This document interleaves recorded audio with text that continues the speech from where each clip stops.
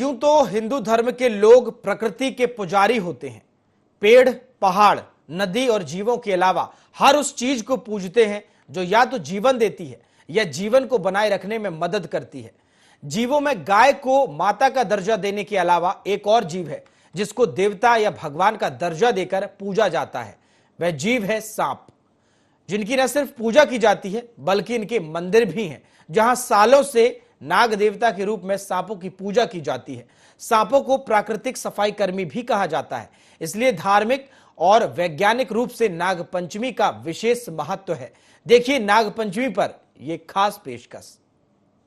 हिंदू धर्म में नाग पंचमी का त्योहार नाग या आमतौर पर जिन्हें लोग सांप कहते हैं उनकी पूजा के लिए समर्पित है। यह त्योहार श्रावण मास के शुक्ल पक्ष की पंचमी तिथि को हर साल मनाया जाता है। इस पर्व का उल्लेख कई हिंदू धर्म शास्त्रों में प्रमुखता से किया गया है। वहीं विशेष रूप से भगवत पुराण, महाभारत, गरुड़ पुराण और स्कंद पुराण में इसका उल्लेख मिलता है। वहीं स्कंद पुराण में नागों की उत्पत्ति, उनकी पूजा की विधि और महत्व का वर्णन दिया गया है। हिंदू धर्म में मान्यता है कि नाग पंचमी के दिन नागों की पूजा करने से भय, रोग और अकाल मृत्यु से मुक्ति मिलती है।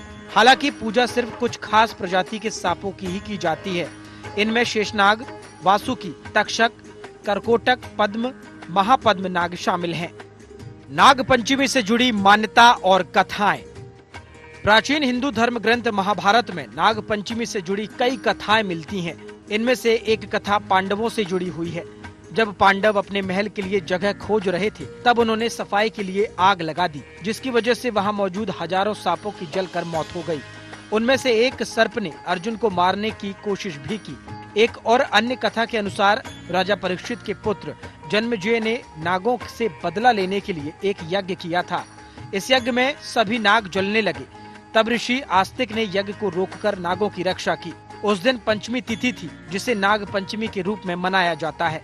एक सबसे प्रचलित कथा है समुद्र मंथन की, जिसमें वासुकी नाग की रस्सी बनाकर देवताओं और राक्षसों ने समुद्र मंथन किया था। इसके अलावा गरुड़ पुराण में नागों की पूजा को पितरों की शांति और वंश वृद्धि से भी जोड़ा गया है। सर्प देवता को देवी की शक्ति का प्रतीक माना गया है, विशेषकर कुंडलिनी शक्ति से जोड़ा गया है। इस प्रकार नाग पंचमी केवल श्रद्धा और रक्षा का पर्व नहीं, बल्कि यह धर्म, संस्कृति और प्रकृति से जुड़ी एक गहन परंपरा है, जिसका आधार शास्त्रीय ग्रंथों में स्पष्ट रूप से मिलता है। ऐसे तो भारत में सांपों को समर्पित बहुत से मंदिर हैं। हर रोज श्रद्धालु पूजा पाठ करने जहां जाते हैं, मगर कुछ मंदिर बहुत प्रसिद्ध हैं और नाग पंचमी पर इन मंदिरों में पूजा पाठ करने का विशेष महत्व भी है।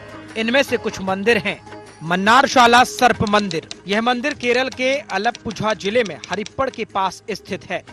करकोटक नाग मंदिर। यह मंदिर उत्तराखंड के नैनीताल जिले में भीमताल के पास स्थित है। तक्षकेश्वर मंदिर। यह मंदिर मंदसौर भानपुरा से लगभग 22 किलोमीटर दूर नावली गांव में स्थित है। नागचंद्रेश्वर मंदिर। यह मंदिर महाकालेश्वर ज्योतिर्लिंग मंदिर के शिखर पर स्थापित है। यह साल में केवल एक बार नाग पंचमी पर खुलता है। नाग वासुकी मंदिर। यह मंदिर उत्तर प्रदेश के प्रयागराज में स्थित है। हालांकि सांपों की बात हो और नाग पंचमी पर शेषनाग का जिक्र ना हो, ऐसा मुमकिन नहीं है। शेषनाग को सांपों में सबसे शीर्ष पर माना जाता है, जिन पर भगवान विष्णु विराजमान रहते हैं। शेषनाग को लेकर हिंदू धर्म में कहा गया है कि धरती शेषनाग पर टिकी हुई है, जिस पर कई बार वाद विवाद और विचार विमर्श भी होता है। लेकिन वाद विवाद से हटकर इसे समझा जाए तो इसका वैज्ञानिक अर्थ और दृष्टिकोण कुछ इस प्रकार है। कैसे टिकी है धरती शेषनाग पर?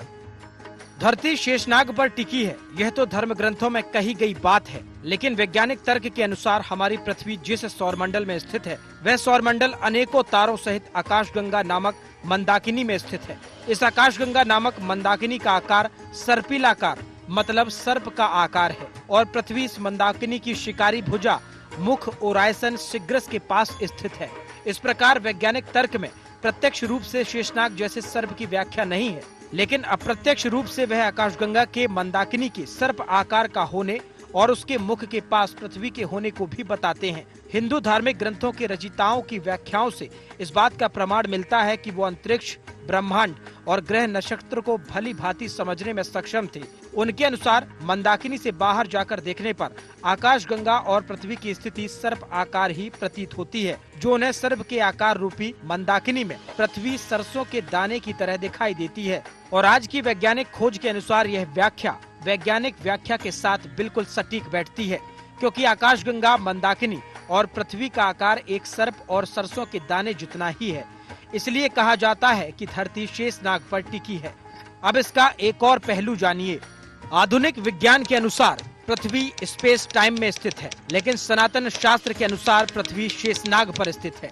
शेष का मतलब पृथ्वी ग्रह को छोड़ दिया तो हमारे आसपास अंतरिक्ष ही शेष रहता है। और हमारे शास्त्रों में शेष का एक नाम अनंत भी कहा गया है, जिसका अर्थ सीमा रहित या ज्ञात फैलाव होता है, जो कि हमारा ब्रह्मांड या अंतरिक्ष ही है।